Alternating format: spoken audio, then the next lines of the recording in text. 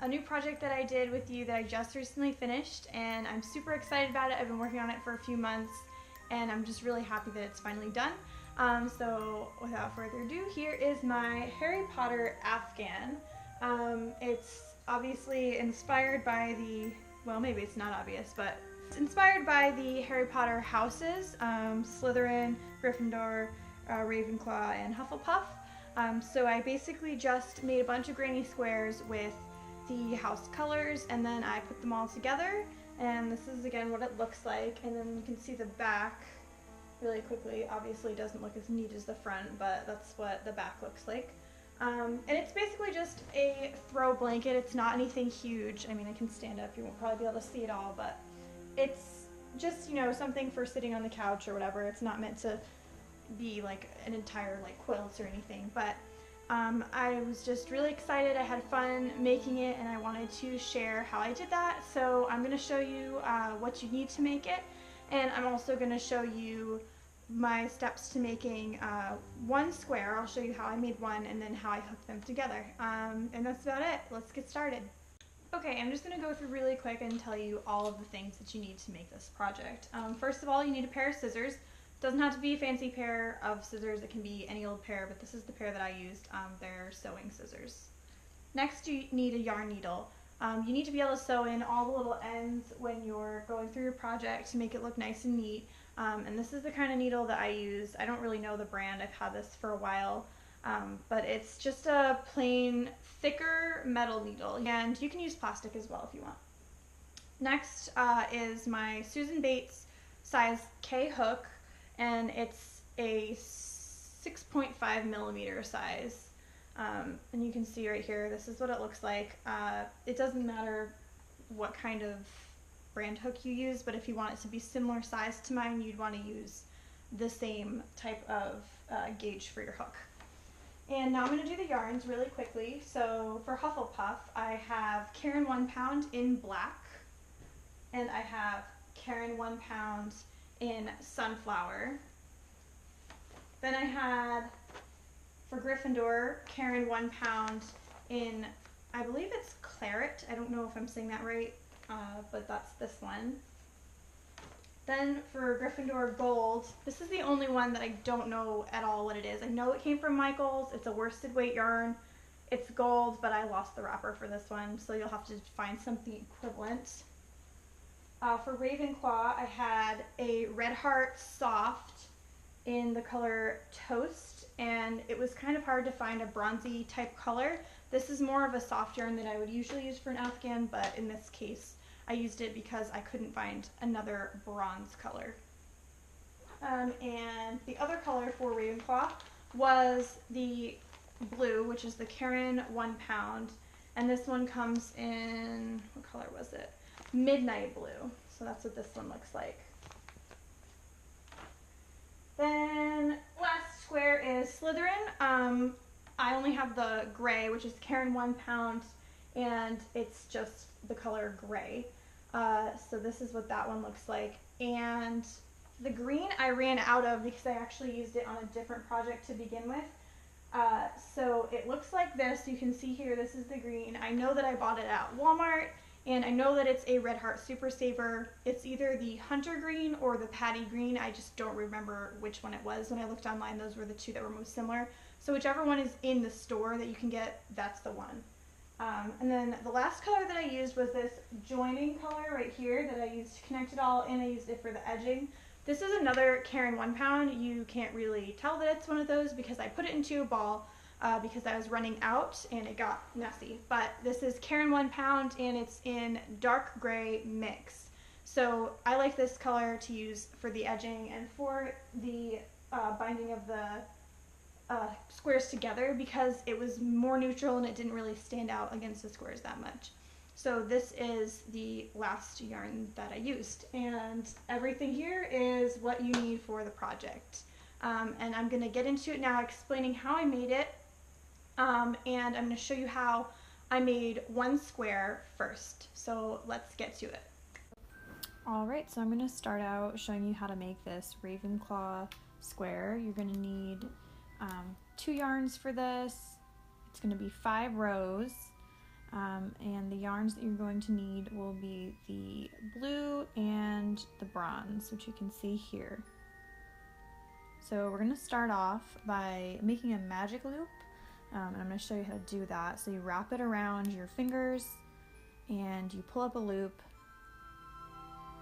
to work with, and once we have that, we're going to start our chains. So you're going to do 3 chains to be your first double crochet, and then you're going to be double crocheting 2 because this is your first double crochet cluster, and that chain that you just made counts as the first one. So we're going to double crochet 1 and 2. So now you have your first double crochet cluster. Usually it'll be 3 double crochets, but in this case the beginning chain right here counts as the first double crochet, and you can see all 3 of them right there. So then we need to make a corner. We're going to chain 2, and that's going to form our corner. And now we need to do our next cluster, which is 3 double crochet into that magic loop,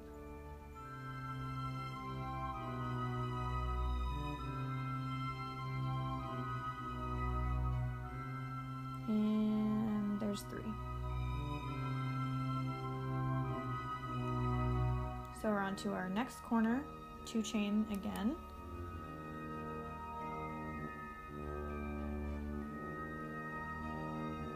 and 3 more double crochet, 1,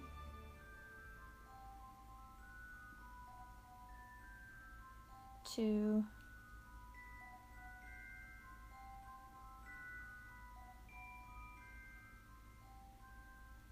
and 3. So that's going to be cluster number 3 right there, and we're making 4 total. You make another corner, so we'll chain 2, and here I'm going to tighten it just because it's looking a little funny with that big hole there. So that's more of the shape we're going to want, and this is my last cluster. 1 double crochet, 2 double crochets, and some dog hair, 3 double crochets,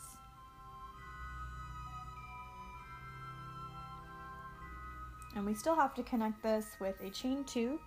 You connect your chain 2 right into the top of the beginning 3 chains that we made, the third chain, so the very top one, 1 here, 2 here, and 3. So you just stick your hook in there, grab the yarn, and make a slip stitch. And then we have to trim the yarn. That's what it looks like when you finished it.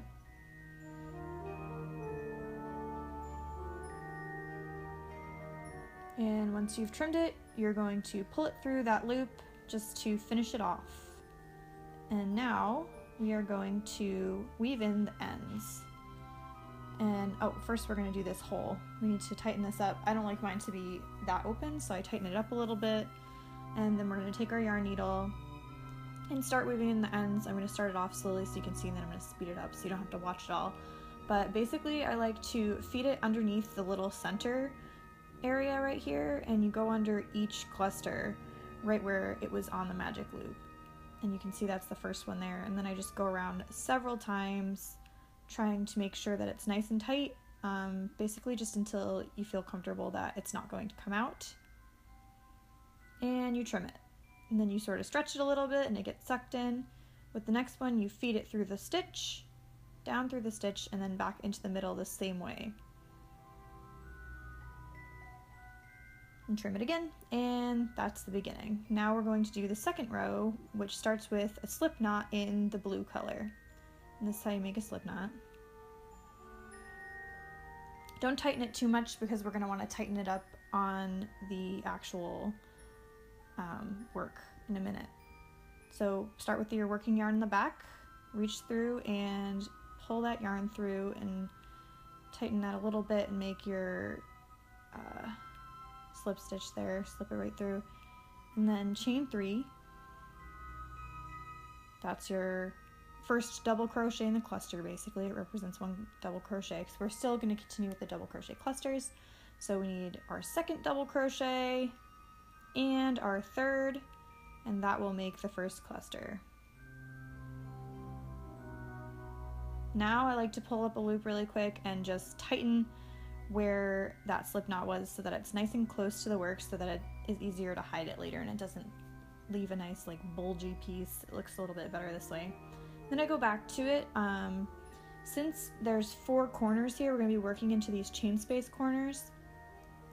We have to build a corner every time because all we have is corner spaces. So we're going to start with our double crochet cluster, same thing, double crochet 3,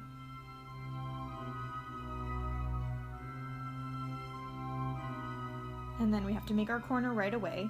So we're going to chain 2, because there's the corner right there.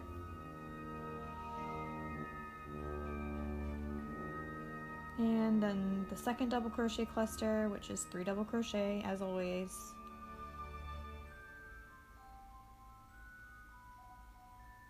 And here's the last one. And we're going to do that in all of the corners until we get back to the one we started in. See how that corner is right there? We're going to put it in the other 2 that we have that are empty still. And I'm going to meet you back around when I get to the edge where I started. Okay, and that's right here. So you can see that I'm putting the tail underneath the next cluster that I'm doing, the final cluster of this row, just so that it gets tucked in a little more and it's easier to weave the ends in. You're going to finish off with a slip stitch, but don't cut the yarn. And here I'm going to weave the ends in. I'm just going to show you how I go up and over, and then I go underneath the clusters of the corner, because I feel like that kind of secures it a little better than to just leave it hanging out somewhere. Okay, and then we're going to continue with this next row with the blue. So just chain up 3 and do your 2 double crochet for the first cluster. And the only thing about this row that's going to be different is not all of the spaces are corner spaces. So this next space here, you only need to put 1 cluster because it's not a corner. But when you get back to the corners, you're still going to do the cluster, 2 chains, and cluster. But since this one is just a side, only put 1 in there. And here you can see me doing the corner again.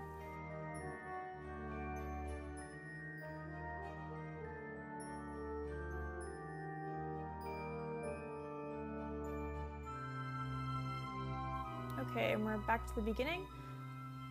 And we're going to actually finish off this time, again putting it in the top of the 3 chains that we did, and we're going to do slip stitch to finish this one off. This time we are trimming our yarn, we are weaving the ends in because we are going to change colors again. Make sure to fasten that off.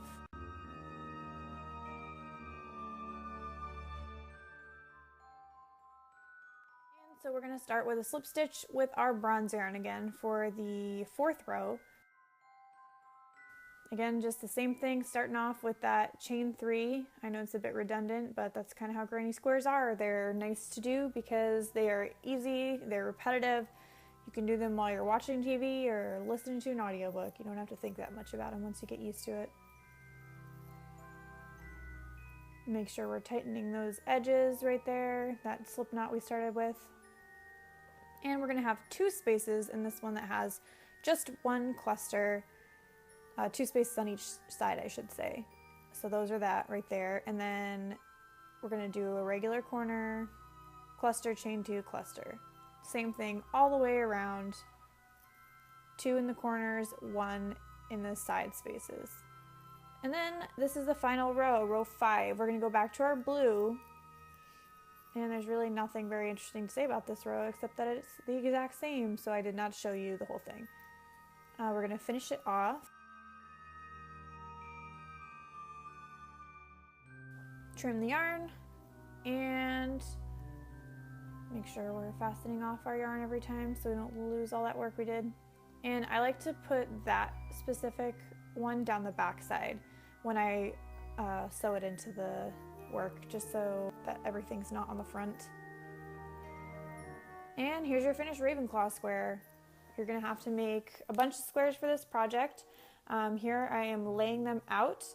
You'll need to do 12 squares for each house, and that makes a total of 48 squares. So the way that I chose to lay them out was in a 6x8 pattern.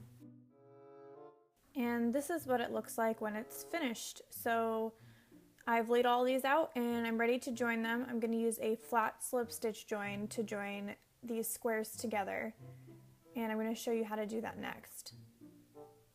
So you're going to want to start with a slip knot on your hook, and you go in the back loops of the chain closest to the first cluster. Back loops only, and you need to make sure your yarn is behind your work when you start. It's very, very important that the yarn stays behind the work when you're doing this, because if you don't, it'll leave all these weird looking loops on the back of your project. So you can see here, I'm kind of struggling. This is a bit of a tough join. When you first try it, you need to be familiar with the front loops and the back loops of the stitches. So see how I'm going in only the back loop of the stitch, and here only the back loop of the stitch. And I'm going around with the yarn and pulling it through. Now I had trouble pulling it through at the beginning because of the way I was holding my hook. I later realized, and you'll be able to see in a later shot, that if you twist the hook up towards the top square, when you pull it through, like rotate it a little bit up towards the top one, it goes through much easier. But I was struggling here. And you can start to see the chain forming. Now here I made a mistake. I did not keep the gray yarn underneath. And here is exactly what you're not supposed to do. I'm keeping the yarn up above and pulling it through, and that's where I had a mistake in my work. So just make sure that you don't do that. And now I'm going to speed it up so that you can see the process of making it and see how it comes along, but not have to watch the entire thing. Okay, and now that I'm getting to the end of the row, I just want to show you that you continue on the same exact way. You go into the chain that's closest to the first cluster of each of the next squares with your yarn underneath, and you just continue doing the slip stitch, pulling through the whole way. It's not anything new or interesting. And when you get to the end of the rows, I forgot to film this, but you'll have to just do a slip stitch and pull it through to fasten it off. So you'll have some ends sticking out. Now when you go across in the other direction, it does get a little tricky towards the edge here, and you can see how I'm pulling the yarn through by twisting the hook up a little bit here. It's going through much easier.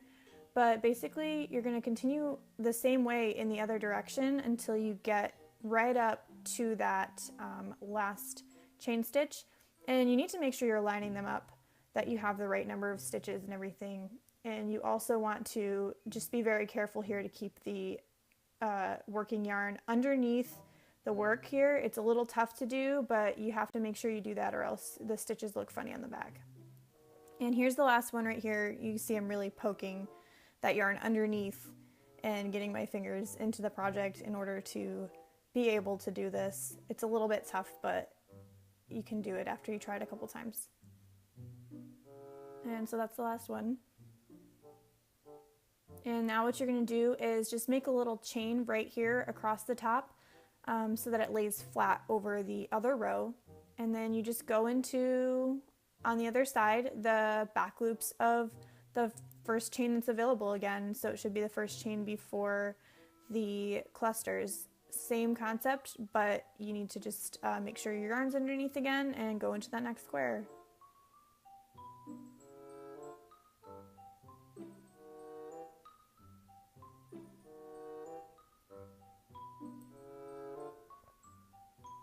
And you're just going to keep going until you've finished all these rows and connected all the squares together. Now once you've done that, we're going to do some edging. I did single crochet edging. You start with a slip knot and you attach your yarn, and I started right with a single crochet. Sometimes people like to chain up, but I just did the single crochet. And I did 3 in the corner. And then you just put 1 in every stitch across the top.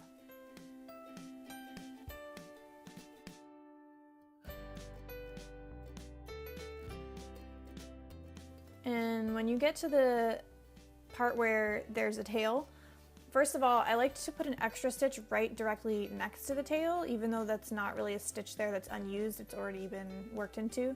And then I do the same thing on the other side. But make sure you pull down the tail so that you're single crocheting over it. If you make the tail lay flat against the top of the work, you can easily just single crochet right over it. And you're going to continue doing that all the way down because you really want to make sure that that piece gets covered up in your work as you go.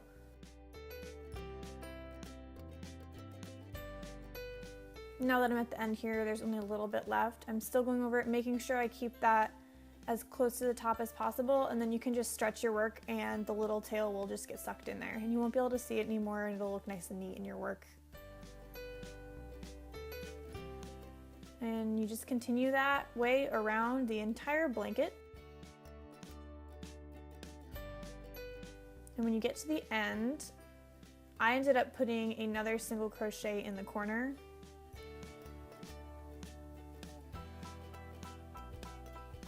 And then I slip stitched it to the first one to connect the work. I chained up one, and then I started to single crochet in all of these stitches around again for a second row because I thought it looked better to have a little bit of a thicker border on it. That's totally a personal preference. And I'm almost done here. I'm going to connect the edging together once I get all the way back around here.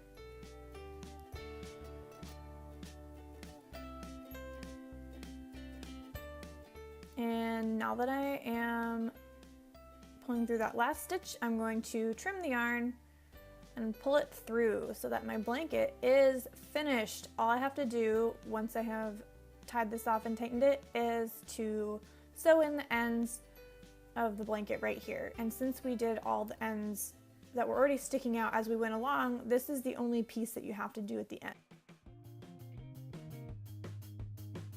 And it's done.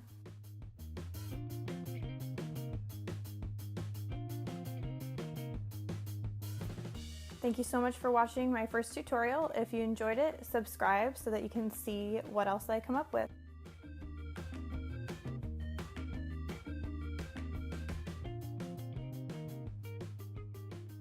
See you next time. Bye.